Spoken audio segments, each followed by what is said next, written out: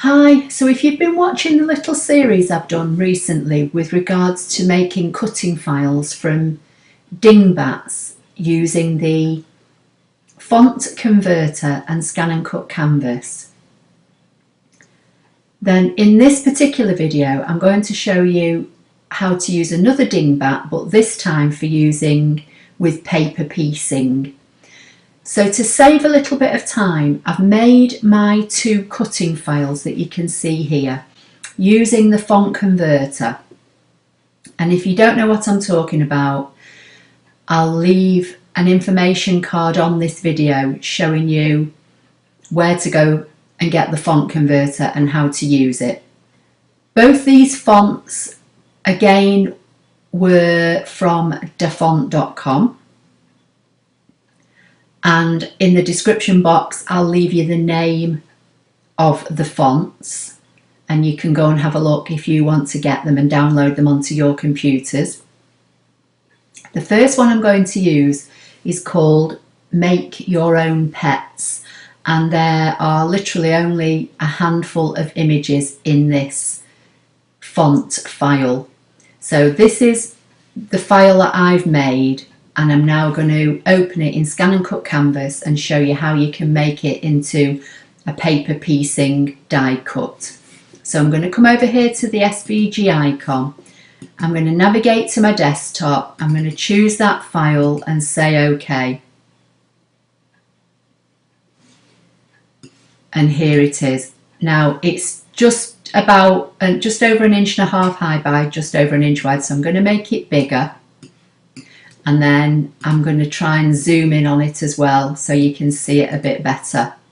Okay, so here it is. It's a little rabbit. Now, from all the ones I've tried out so far, they all come in grouped. And as you can see, there's one big blue bounding box around this whole design. So while it's selected, if you right click and choose ungroup, you'll now see that you get lots of different blue bounding boxes, and that shows you that this file is made up of lots of different elements. So I'm going to try and click on the very outside line, and that's given me one big blue bounding box, which usually means that that's one big shape. Okay, so that's simple enough to deal with. And basically that could be your matting layer. Now I'm going to fill it with a colour, so I'm going to, while it's selected, I'm going to open the properties box and just move it over here out of the way, and I'm just going to fill it with a grey colour, and I'm going to fill and give the stroke so it's all completely grey. Now the next thing I'm going to do is literally just click and see how many pieces this is made up of. So I'm going for the biggest section, which is the ears, and as you can see here, it's quite big, and then there are a couple of other little bits down here, so I'm just going to undo for now. Now I don't think I'd want to cut these eyes at this size. They're just under 1/4 inch small. You could do, I'm not so sure whether I would want to or not. And the other thing you've got to bear in mind is this background layer is about 5.5 high and just under 4 wide. If you started to make this whole design smaller, then all these little bits here would get considerably smaller as well, and then they may become a problem for you to cut. So what I'm going to do, these two sections here are separate. This ears bit is all one, and the eyes are separate. So what I'm going to do, I'm going to select one of the eyes, hold the shift key down, select the other eye, and then select this head part. So I've just got those three, can you see, selected. Okay, and what I'm going to do now while they're selected is go to edit and subtract, and that will punch those eyes out of this head shape. So when I bring it over here now, and then if I fill this with white and make the stroke white, you'll see that I can see grey through, because effectively this gap and the eyes are holes. You see what I mean? So the next thing I'm going to do, I'm going to select these two bits. In fact, I'm going to change that to a different colour, I think. I'm going to make the background dark grey. And then I'm going to change the face to the pale grey. Okay, right, these two bits here are part of his ears, so I'm going to make these a pale pink. And I'm going to give them a stroke and a fill. And this is just more so that you can see it on the screen, and it's kind of how I like to work as well. So now I'm going to choose the bits of his body, and I'm going to make them a pale grey to match the head. So I'm going to choose this section of his arm, hold the shift key down, choose this big bit here and this bit here. And while all those three are selected, I'm going to make them pale grey, and then I'm going to drag them over here. And then his feet, I'm going to select one, hold the shift key down, select the other, and select his kind of pads of his hands, and I'm going to make them pale pink and put them in place. And then his little white tail, I'm going to make white. Now I like to make the outline the same colour as well, but sometimes you can lose that on your mat, so it's entirely up to you. You could leave it with a black outline or a pale grey outline, but just for the purpose of the video I'm making it all white. This bit here and this bit here I think are part of his body, so I'm going to select both of those and make those the pale grey. And if it doesn't look right, I can always change it. And then his little mouth, I'm going to put that in place, and I'm going to give his little tongue a pink colour. I think doing it this way, giving it a stroke and a fill in a colour, it just helps you visualise how it's going to look when you cut it in card. Now I'm just coming to his little face features here. If I click on these tiny little circles, these are really, really tiny. So basically what I'm going to do here, I'm going to select the three and the outside, and I'm going to do edit, subtract, and just punch those holes out. Okay, so the next one I'm going to do, I'm going to bring in the Mickey cutting file, and I'm going to just do the same very quickly. So I'm going to go to the SVG icon, navigate to my desktop, choose my file and say OK. And as you can see, it's here. I'm going to make it bigger so you can see it. And then I'm just going to do exactly the same as I did with the bunny. You can see there's a big bounding box around the outside, so that means it's covering at least the outside of this design. So I'm going to right click and see if there's an ungroup option, and there is, and then you can see I get lots of different bounding boxes.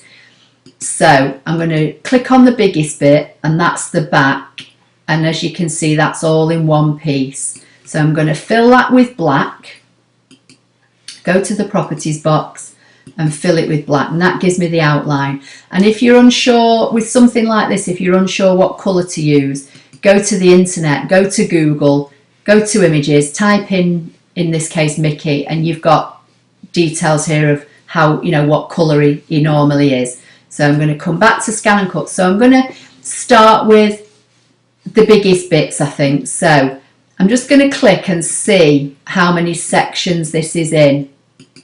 Yeah, so this is a detail section here. So I'm going to select that, hold the shift key down and select the foot and do edit, subtract.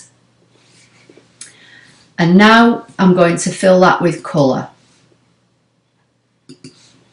You don't have to do this, but it just makes it easier, I think, when you want to cut it, and then you know what colour card you're cutting it in, or just gives you an idea if you're cutting various bits of it in the same colour card, you know you can select them all and cut them all from that one piece of card. So I'm going to select this, And again, I can see there's a bit of a detail there.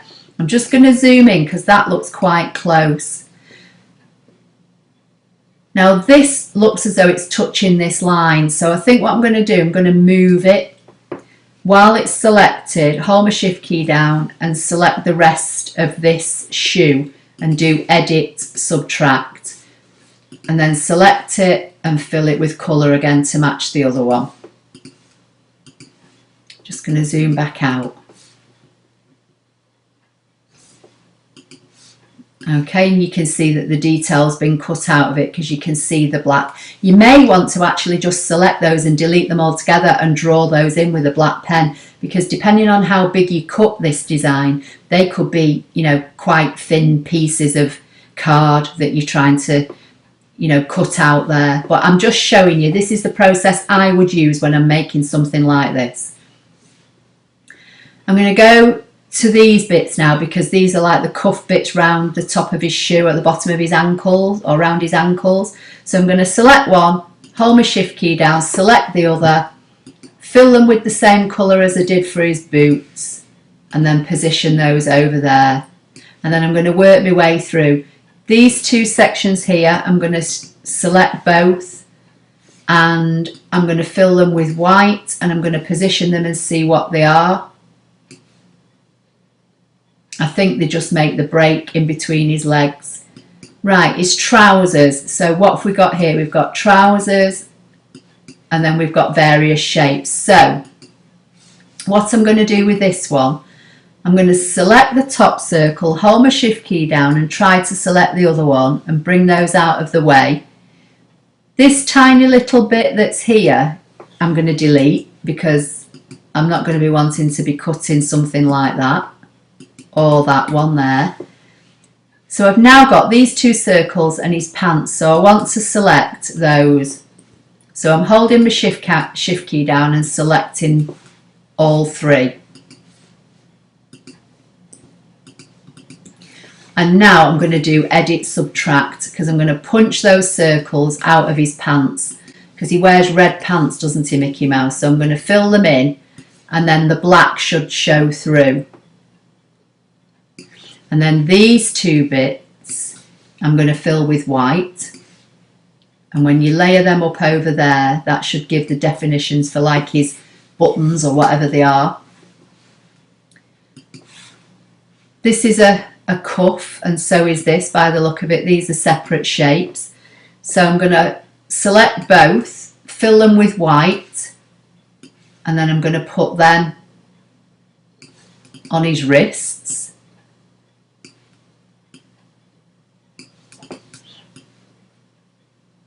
This is all one shape, so I'm going to fill this with white. This is part of his hand. And I've put that in the wrong place, that needs to go there. This is a finger, so I'm going to fill that with white. Put that in there. And then again, I'm going to move this and see what I get. So I'm going to click undo. I'm going to move that finger out of the way for now.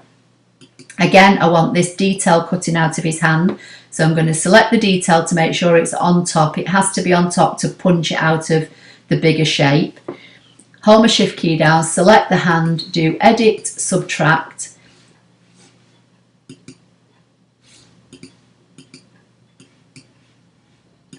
Right, I don't think it was on top, so I'm going to do it this way around. So I'm going to put that on top, select both, edit, subtract.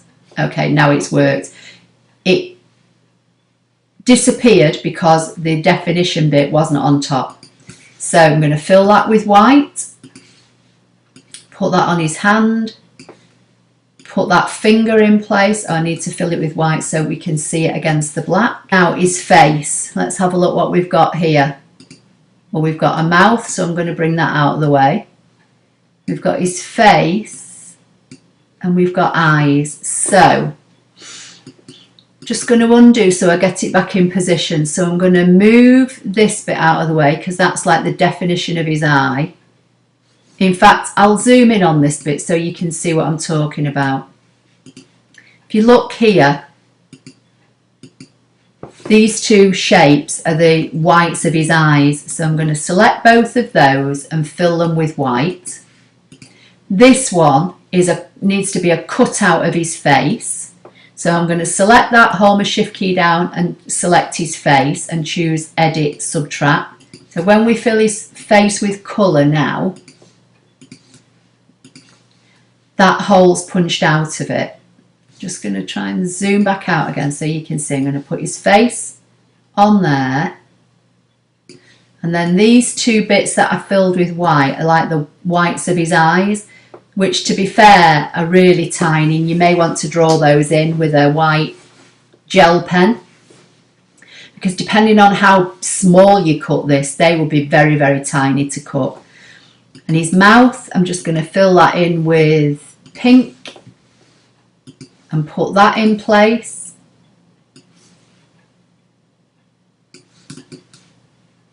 And there he is. So I'm just going to zoom back out to my mat for now. Move that out of the way and then try and drag all this in onto the screen so you can see him properly, and the little bunny behind. So that's how you would do a paper piecing from a dingbat, and basically that's all I do. I bring a design on, I ungroup it, I drag bits away to see what I've got, and then I work out where the pieces go back. I like to fill mine with colour when I'm doing paper piecings, because it just helps me visualise how the finished item's going to look. But you don't have to, it's entirely up to you. You can work without a fill. So I hope you found that helpful. Please give the video a thumbs up if you liked it. Please don't forget to subscribe to my channel. Make sure you've got the notifications on, which is the bell icon within YouTube, so that you know when I upload a video. And I'll see you in the next video. Thank you.